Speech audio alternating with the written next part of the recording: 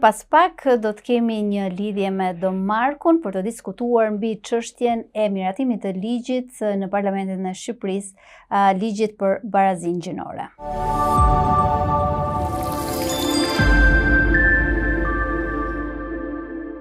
Dom Marku, mirëmbrëma dhe faleminderit që pranove ftesën për të qenë pjesë e Agorës sonte. Në fakt, në këtë emision ne kemi folur goxha mbi avancimin e Shqipërisë drejt Bashkimit Evropian. Një prej ligjeve që është justifikuar pikërisht me këtë avancim drejt Bashkimit Evropian ka qenë edhe miratimi me 77 vota pro të ligjit të barazisë gjinore në Parlamentin e Shqipërisë. Mirëmbrëma, gjithmonë kënaqësi të jem mesin tuaj aq më tepër me teleshikuesit e dëgjuesit e shqiptarëve në Maqedoni. Si e keni parë miratimin thuajse me shpejtësi të këtij ligji, pa ju dhënë shumë hapësirë grupeve të interesit për të diskutuar e për të marrë mendimin e tyre përpara se ky ligj të kalonte në parlament? Sigurisht, ashtu siç është bërë ditën nëpërmjet mediave, nëpërmjet reagimeve tona mediatike në raport me këtë ligj, ne kemi shprehur qëndrimin tonë si Kishë Katolike, por jo vetëm, kësaj here, duke parë rëndësinë e domosdoshmërinë e reagimit në raport me këtë ligj, që fatkeqësisht u miratu, kemi reaguar dhe si Këshill Ndërfetar në Shqipëri, ku gjitha komunitetet fetare, komunitetet kryesore të pranishme në vend, nëpërmjet Këshillit Ndërfetar kanë shprehur unison zanin e tyre dhe mendimin e tyre kundër këtij ligji.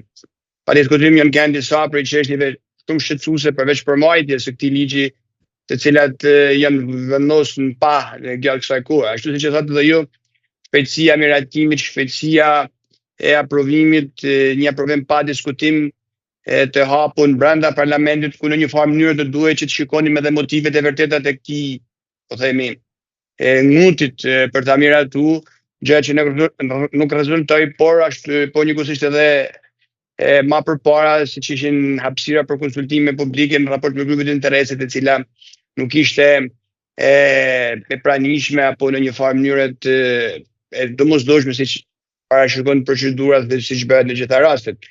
Po atjetër kemi të bëjmë me një prej ligjeve shumë problematike, sidomos në raport me familjen, sidomos në raport me atë çka mund të bëhet dhe mund shërbejnë më vonë edhe si mundësi deformimit të asaj çka është koncepti tradicional i familjes që ka karakterizuar Shqipërinë gjatë të gjithë shekujve, pavarësisht besimeve, jahinave apo pavarësisht prejardhjes, por në një farë mënyrë që është edhe baza e shoqënisë.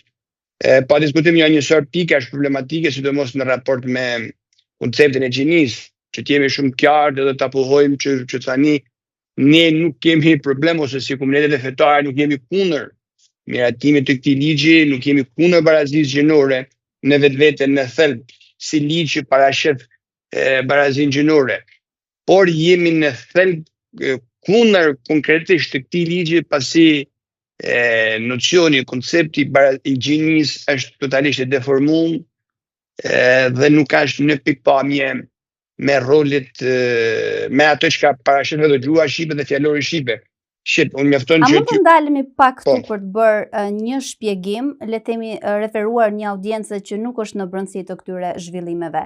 Cili është shqetësimi juaj, apo kë shikoni ju si mundësi keq përdorimi apo deformimi që mund t'i bëhet në të ardhmen këtij ligji, sepse duket pak sikur disa gjëra janë si të kamufluara brenda tij. Eksaktësisht, nëse marrëm e shqyrtojmë ligjin nen për nen, të cilin ne kemi lexuar dhe studiuar, 4.1 feja, do të thotë në jeni 4.1 garma fe, pohon ose më saktë përkufizon si gjini, nën kuptojnë rolet e ndërtuara në kontekstin social, thjerrjet, aktivitetet dhe atributet që një shoqëri e caktuar i konsideron përshtatshme për gratë dhe burrat. Unë po lexoj, thotë eksaktësisht gërm për gërm, ashtu sikur ky projekt ligj fatkeqësisht është më i miratuar që ligj i referohet gjinisë. Nëse i referon konceptit të gjuhës shqipe, shohim se fjala gjini përkufizohet si tërësia e tipareve natyrore që dallojnë mashkullin nga femra dhe që përcaktojnë secilin rolin e veçantë në riprodhimin e llojit seksi, gjinia mashkull, gjinia femër.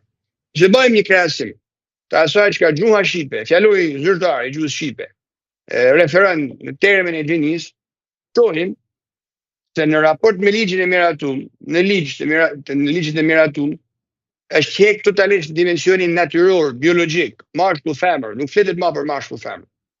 Sigurisht flitet për rolet e ndërtume, të cilat janë fryti një konteksti social. Do të thotë se do duhet me bë aktet në ligjore. Është totalisht e hapur rruga të cilat në një moment të dytë mund të flitet edhe për prindin 1 dhe për prindin 2 si derivancë. Ose mund të flitet për gjini të një personi i cili një ditë natje herët çohet, edhe thotë tashmë unë nuk ndihem ma burr nëse është mashkull, dhe në bazë të këtyre roleve të ndërtuara në kontekstin social, nëse ky vesh rrobat e një femre apo një gruas, detyrimisht nëpërmjet ligjit duhet të trajtohet si gru. Dhe kjo është një problematikë shumë e madhe që i hap rrugën një sër të fëmijësh. Pa diskutim. Neve këtu unë ju referova kryesisht dimensionit të gjuhës, i cili është një të gjenisë, më falni, që është një nga aspektet nocionet kryesore. Por këtu ka dhe shumë pika të tjera të cilat janë shumë problematike, edhe për sa i përket sankcionimeve apo për sa i përket barrën e provës, të cilat i ngarkohet të paditur, çka është diçka në të sens. Praktikisht nëse dikush të padit për një abuzim, nuk është detyrë apo nuk ngarkohet që ta provojë ai që padit normalisht, siç e parashikon në çdo ligj, të provojë akuzën që ai bën, po duhet ta provojë tjetri që është mësuesi i akuzave. Shka do të thotë disa raste specifike të cilat mund shërbejnë fatkeqësisht si abuzim, janë vendosur raste gjenerale, raste të përgjithshme. Shka nuk bën sens. Kjo për të thënë edhe një pikë tjetër, e kupton, për në raport me konceptin e gjinisë. Edhe në fund diçka në mënyrë shumë përgjithshme. Ne e dimë, edhe nëse nuk jam jurist sigurisht, por kush është jurist i din shumë mirë që një ligj, për që janë vërtet ligj, do të plotësojë 3 kushte. Në radhë parë, të jetë të ushtrat me forcën e shtetit, çka është normale. Të jetë i arsyeshëm edhe të jetë i moralshëm. Jemi përballë një ligjit që nuk është as i arsyeshëm e as i moralshëm. Sepse praktikisht ajo çka përmban e vetvete përmban mundësi për devijime dhe derivime të rrezikshme për jetën sociale të Shqipërisë. Le të mbetemi pak pikërisht tek ky element. Ky ligj sipas jush po tenton në një farë mënyrë të krijojë një realitet të ri shoqëror që nuk përputhet, le të themi, me realitetin kulturor që ka Shqipëria, sepse në fund ditës, sado që janë ligje pro-europiane, ato duhet parë dhe në kontekstin e vendeve ku këto ligje do të zbatohen. Eksakt. 2 gjëra për sa i përket realiteteve të reja sociale dhe dimensionet europiane. Reja parë sigurisht motivi pse kemi reaguar si komunitete fetare të gjitha përbreshtim ka qenë pikërisht ky, sepse me anë të këtij ligji rrezikohet thellë edhe prurja e realiteteve të reja të cilat nuk janë konform traditës së kulturës shqiptare. Mjafton që t'i referona jo asaj që kanë vetvete ka ligji aktualisht, sepse shpesh një prej akuzave që na është bërë neve që kena mbrojtur këtë ligj, domethënë që kena kundërshtu këtë ligj nga ata që kanë mbrojtur këtë ligj, ka qenë sepse nuk përmendet askund as prindi 1, as prindi 2, as mundësia. Është e vërtetë, nuk përmendet aktualisht konkretisht nëse marrim një lexim letërar, por në momentin që ti ndryshon konceptin e gjinisë, do të thotë mënyrën e përkufizimit të gjinisë, ti automatikisht i hap rrugën definimeve dhe përkufizimeve të reja, sepse gjinia tashmë me këtë ligj, sikur e lexova 4.1 feja, nuk është më i lidhur me dimensionin biologjik natyror. Pra në momentin që ti e shkëput nga dimensioni biologjik natyror, ne i hapim rrugë të gjitha atyre realiteteve tjera që tashmë fatkeqësisht i dimë edhe prej agjendave të komunitetit LGBT që qytetërisht ka qenë një nga mbrojtësit kryesorë të këtij ligji. Edhe pse këtu flet për barazinë gjinore, në fakt ky komunitet ka qenë në mënyrë fundamentaliste mbrojtëse e këtij ligji. Mjafton që ndoshta me pa dhe shumë emisione në cilat neve jemi përballë me këtë komunitet se si para çdo drafti, sepse në vërtet ky është drafti i dytë ose i tretë që ka ndryshuar brenda shumë pak ditëve, dhe këto personazhe, këto persona janë të parë të cilet e kanë mbrojtur. Edhe gjëja e dytë për sa i përket identitetit evropian. Shpeshherë fatkeqësisht luhet shumë me këtë kartën sepse duhet ta jo vetëm për këtë ligj, por për shumë ligje të tjera, apo për shumë realitete të tjera, edhe për shpeshherë unë kam ndëgjuar këtë idenë e pakicës e shumicës muslimane e tjera të cilët karakterizojnë Shqipërinë. Unë besoj tek diçka që nëse neve na duhet të tjetërsohemi për me hyrë në Europë, nuk vlen hyrja në Europë.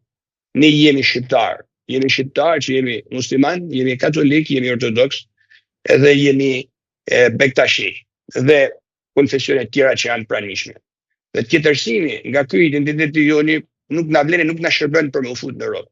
Përkundrazi, nëpërmjet këtij identiteti, nëpërmjet këtij realiteti brenda që ekziston brenda Shqipërisë, në cilin për të gjitha komunitetet fetare, pa dallim, familja është e shenjtë, është një vlerë sublime e jashtëzakonshme, mbrojtën për gjithëve, duke futur në Europë, ne duhet dhe e pasurojmë Europën. Edhe unë personalisht jam i bindur që Europa na don pikërisht për këtë punë, sepse nëpërmjet atyre çka ne përfaqësojmë, çka ne kemi, jemi një pasuri dhe një thesar për Europën. Kjo është gjëja e parë. Gjëja e dytë, nuk më rezulton kjo domosdoshmëria, apo si thosh që ta meratojmë sepse për ndryshe s'na pranon Europa. Nga 20 e sa vende që janë pjesë e Bashkimit Evropian, vetëm 21 vende nuk e kanë një ligj të tillë, do të thotë nuk kanë mundësi dhe janë shpreh hapta si kundër do të thotë gjinive të tjera përveç gjinive binare, mashkull dhe femër. Në fundit brenda Bashkimit Evropian ishte Slovakia, nëse s'gaboj, dhe Gjykata Supreme e Shtetit të Bashkuar të Amerikës është shpreh përpara pak kohësh totalisht kundër gjinive të tjera duke aprovuar mashkull dhe femër. Pra do të thotë edhe Evropa është konform dhe në pro mbrojtjes së familjes. Por unë po hipotezoj, po bëj hipotezë, më falni, sikur do të thotë edhe Europa do duhet që të na pranon të duke u tjetërsu. Unë nuk pranoj që shkoj në Bashkimin Evropian nëse më thonë se familja nuk është baza e shoqërisë. Unë nuk pranoj të shkoj në Bashkimin Evropian nëse më thonë që duhet të tjetërsohesh, që duhet të jesh një i huaj apo i kundërt nga vëllezërit tuaj që kanë në Shqipëri. Unë nuk pranoj të shkoj në Bashkimin Evropian nëse pasuria, diversiteti fetar, se na shumica muslimane, pakica e krishterë që ka një problem.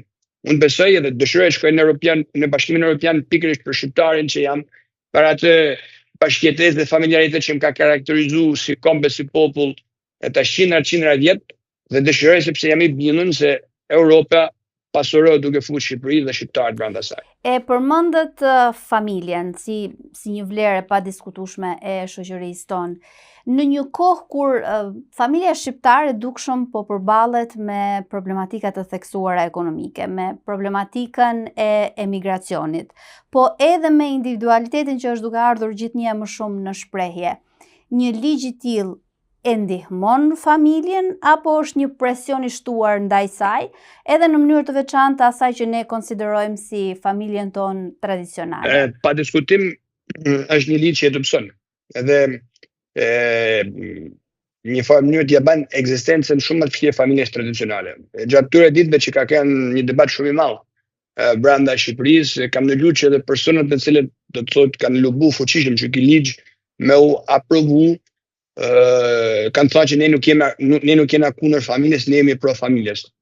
Është një logjikë shumë e thjeshtë. Nëse këto persona dhe ky ligj është pro familjes, duhet të jetë pro familjes. Pse koncepti i gjinisë që është i specifikuar në këtë ligj nuk referohet në gjuhën e bukur e tamen shqipe, ashtu siç është në fjalorin e gjuhës shqipe, por do duhet që të kemi këtë përdorimin e roleve të ndërtuara në kontekstin social që duket edhe si një formë, gati si një formulë kimike ta merresh dhe ta shkoqitesh. Atëherë logjika është logjika minimale, jo intelektuale, një logjikë minimale të çon të mendosh se këtu ka diçka mbrapa, e cila në fakt është në dëm të familjes shqiptare. Neve jemi një vend që besoj në Shqipëri, por jam bindur edhe në Kosovë, në Maqedoni, që fatkeqësisht jemi duke përballë me dramën e shpopullimit. Një pjesë e mirë e trive nuk pranojnë, nuk dëshirojnë dhe mendojnë që ta arrisin e ta krijojnë familjet e veta jashtë vendit, dikun jashtë sipër larg në perëndim. Dhe në vend që të formsojmë politike të cilat në një farë mënyrë të emrojnë familjen, i japin hapësirë bazë dhe i japin mundësi që këto familje të zhvillohen, të jetohen brenda vendit tonë në mënyrë që ta popullojmë vendin, që të bëhemi një komb i madh, jo vetëm numerikisht, por edhe në formën e mirëqenies edhe të një jetese të bazuar në realitetet ekzistenciale themelore, të ligji nuk janë asgjë tjetër vetëm se ju hapin hapësirë grupeve të tjera të cilët faktikisht ne siç e dimë të gjithë shkojnë punë në rolet themelore ekzistenciale të familjes. Do Marku, edhe si një nga përfaqësuesit e klerit më të zëshëm në opinionin publik në Shqipëri, një pyetje drejt për drejt, a mund të kemi barazi gjinore pa barazi shpirtërore? Tashi, për të folur për barazinë gjinore, do duhet ndoshta të marrim një emision në vetë dhe do duheshin kohë e momente shumë të mëdha, por unë besoj të dy gjana, do të thotë kur flasim për barazi gjinore, jam i bindur që duhet flasim jo për barazi në kuptimin funksional sesa në kuptimin e drejtave dhe një barazi e cila është absolute në të realizuarit të secilit në identitetin e vet. Kur flasim për barazin, duhet kuptojmë që një burr nuk mund të jetë gru dhe një gru nuk mund të jetë burr.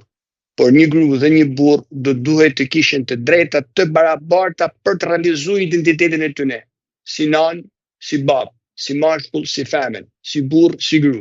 Në këtë koncept, barazia gjinore nuk konsiston në përsëritjen e në bamën, në të realizuar në bamën të të njëjtave gjana, por në një barazi të drejtash dhe të ushtrimit të lirisë individuale ku secili gjen atë personin dhe realizimin e plot të personit në liri dhe në të vërtet. Dhe në këtë aspekt, barazia gjinore, përpara se të kalojmë te barazia gjinore, duhet të kalojmë ashtu siç ajo thotë, edhe tek barazia shpirtërore, pa diskutim.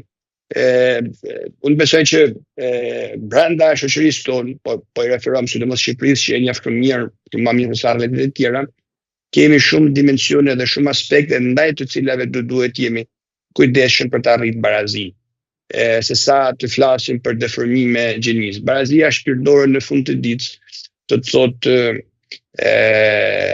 ta pranosh tjetrin në identitetin e vet natyror, biologjik dhe duke i ushtru atë lirin e domosdoshme dhe duke vendosur në funksion të ti të gjithë njërin kuaj të gjaj vetën dhe të ushtroj barazin dignitetin e vetë. Dhe nga këtu gjithçka në radhë parë niset dhe ka forcën të shpirtërorja, sepse neve mund bëjmë ligje sa dush për barazinë për shumë gjëra, por nëse në jetën e përditshme dhe brenda familjeve tona ose brenda vetes tonë nuk e jetojmë në atë dimensionin shpirtëror, tani po flas si klerik që buron edhe nga hyjnorja, është e pamundur të realizohet edhe barazia të realizohet gjithçka tjetër.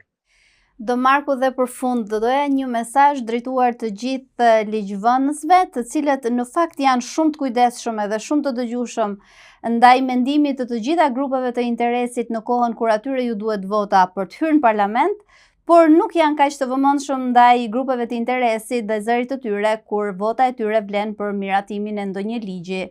Ne kam theksuar përpara disa ditëve se zakonisht kur ka bajrame pashk, ato janë shumë kujdesshëm që gjajnë fjalë nga Bibla, fjalë nga Kurani, që të gjajnë kartolina shumë bukura xhamishe, fasadat bukura kishesh për me gjetë ato fjalë të duhura me bahurimet.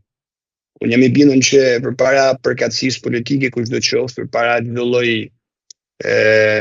propozimit apo urdhrit, megjitha vlen ndërgjegjja personale dhe dinjiteti personal. Jam i bindur që asnjëri prej atyre deputetëve nuk do të kishte dashur një ditë caktuar brenda Shqipërisë, fëmia i tij apo nipi i tij ose mesa e tij të jetë e rritur në një shoqëri ku në vend që me thanë nanë e bab do të ketë prindi 1 e prindi 2. Ata sigurisht tani thonë që nuk ka, por hapësira, siç e thash përpara, është. Dhe në këtë aspekt mesazhi jem shumë i qartë dash dinjiteti mbi gjitha dhe ndërgjegjja para të gjithëve. Dhe me urimin e lutjen e shpresën e madhe që edhe pse tashma ligji ka kalu, por të paktën presidenti dhe gjykata kushtetuese që tashma e ka në dorë anëtarët, pjesëtarët, funksionarët e këtyre institucioneve publike ta vendosin, ta ushtrojnë, do të kisha dashur që të jetë pjesë e jetës tyne dhe ose më saktë të jetë pjesë e vendimarrjes tyne, e cila më shumë se sa në profesionalizëm apo në urdhra të bazohet tek ndërgjegjja, tek liria e dinjitetit tyre. Unë jam shumë e lumtur kur të kam në intervistë. Faleminderit shumë që i shtove vlerë kësaj agore sonte.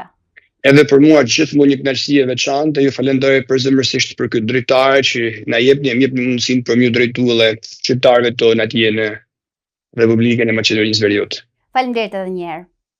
Shumë kënaqësi. Shikues të dashur, ne përfundojmë këtu agorën edhe për këtë të shtunë, duke ju lënë sërish takim të shtunën e ardhshme në orën 20:30 në Almak Press. Me që jemi në vigjilje të festave të nëntorit, uroj që të kemi më shumë respekt për të shkuarën tonë e më shumë mençuri për të ndërtuar të ardhmen. Natën e mirë.